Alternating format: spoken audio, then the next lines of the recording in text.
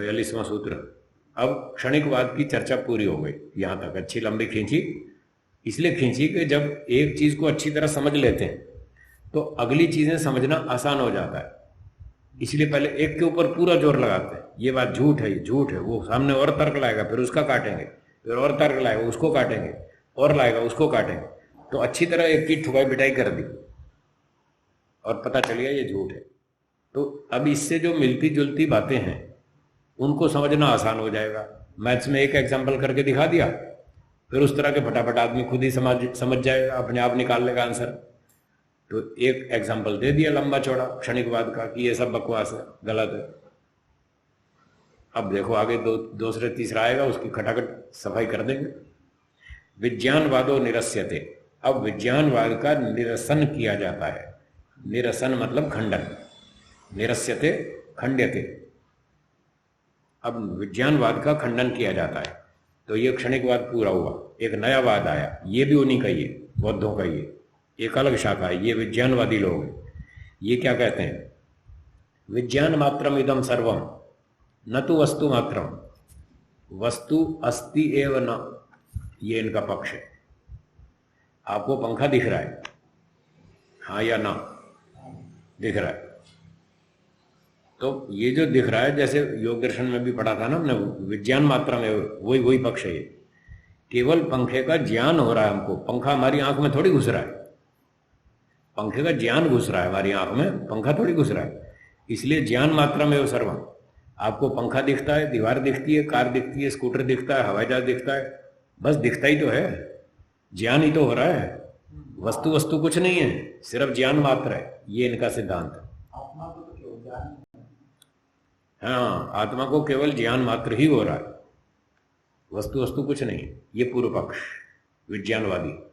अब सिद्धांती खंडन करेगा। बोलिए सूत्र, न विज्ञान मात्रम बाह्य प्रतीतेह। भाष्य पढ़ता हूं, सर्वम विज्ञान मात्रम न विज्ञान अतिरिक्तम किंचित। ये पूर्व पक्षी का पक्ष है कि सब कुछ विज्ञान मात्र ही है, केवल ज्ञान ही है, विज्ञान से अतिरिक्त वस्तु कुछ नहीं है। तस्मात् न बंधज्ञस्य कारणम वस्तु रूपम। ये बंधज्ञ गलत छप गया, बंधनस्य होना चाहिए, इसको ठीक कर लो, बंधनस्य।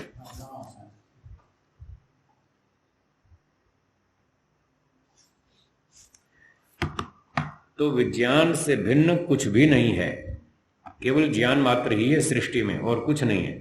तस्मात् बंधनस्य कारणम वस्तु रूपम न अन्वेष्यम। इसलिए बंधन के कारण को ढूंढने की कोई जरूरत ही नहीं। तुम क्यों इतनी मेहनत कर रहे हो, बंधन क्या है, बंधन का कारण क्या है, क्यों इतनी मेहनत कर रहे हो, कोई जरूरत ही नहीं ढूंढने की, ज्ञान मात्र ही तो है बस, और क्या, वस्तु तो कुछ है ही नहीं। बंधश्च अपि न वास्तविक। विज्ञानवादी कह रहा है जो बंधन है वो भी ऐसे वास्तविक नहीं है। तस्यापि विज्ञान मात्रत्वात्, वो भी खाली ज्ञान मात्र ही है, एक कल्पना मात्र ही है। आपने मान लिया कि मेरा बंधन हो गया, सिर्फ कल्पना मात्र है, और क्या।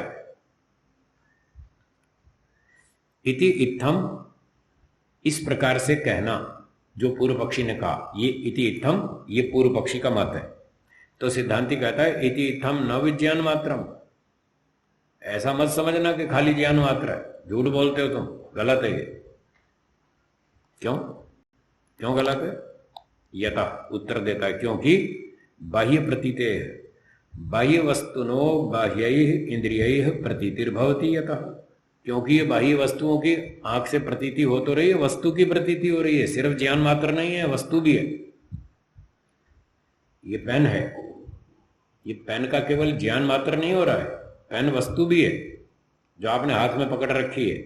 हाथ में पेन पकड़ा तो स्पर्श हो रहा है कि नहीं हो रहा है ना? किसका स्पर्श हो रहा है? तो फिर पेन वस्तु सिद्ध हो तो गई। अपने मुंह से बोल रहे हैं पेन का ज्ञान हो रहा है, पेन वस्तु है, वो उसको हमने पकड़ रखा है। तो रोटी खाते हैं, खाली ज्ञान मात्र थोड़ी है, रोटी भी पेट में जाती है। रोटी खा के देखो, बाहर तोल लो, बढ़ जाएगा।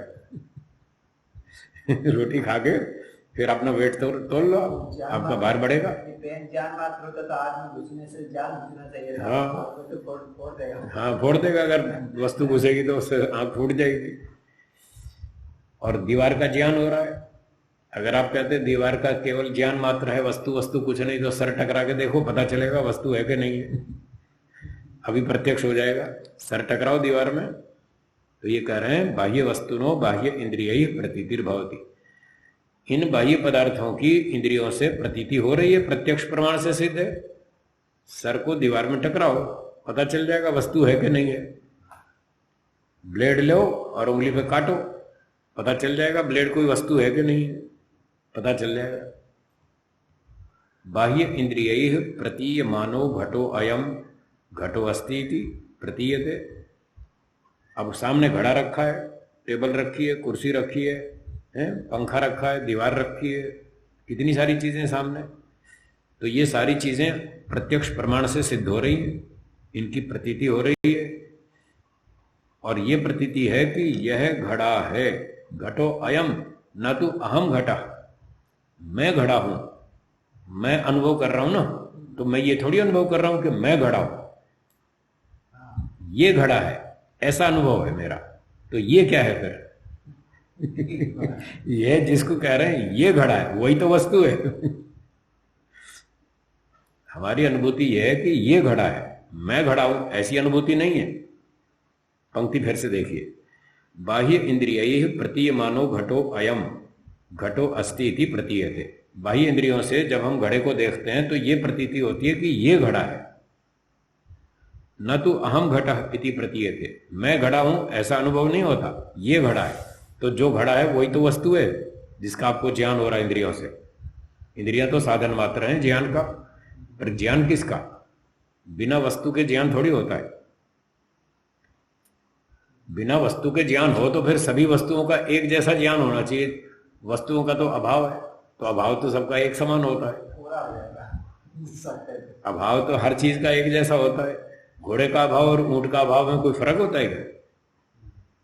घोड़ा नहीं है, ऊंट भी नहीं है, तो दोनों का अभाव तो सेम होगा। घोड़े और ऊंट में फर्क है, उनके अभाव में कोई फर्क नहीं है। तो यदि कोई भी वस्तु ना हो और केवल अभाव मात्र हो, फिर तो सर्वम शून्यम ऐसा प्रतीत होना चाहिए। तो एक पड़ोस में और बैठा था, बोला हाँ हाँ हाँ तुम ठीक कह रहे हो, सर्वम शून्यम ही सही है। एक और बेवकूफ और बैठा था पूर्व पक्षी, वो भी आके बोलेगा थोड़ी देर में। तो अभी तो विज्ञान मात्र का खंडन हो रहा है कि सर्वम विज्ञान मात्रम नास्ति वस्तु अपि अस्ति।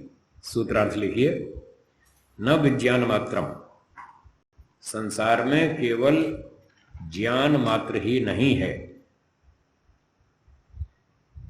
संसार में केवल ज्ञान मात्र ही नहीं है। प्रमाणों से बाह्य वस्तुओं की सिद्धि होने से, प्रमाणों से बाह्य वस्तुओं की दीवार आदि की सिद्धि होने से,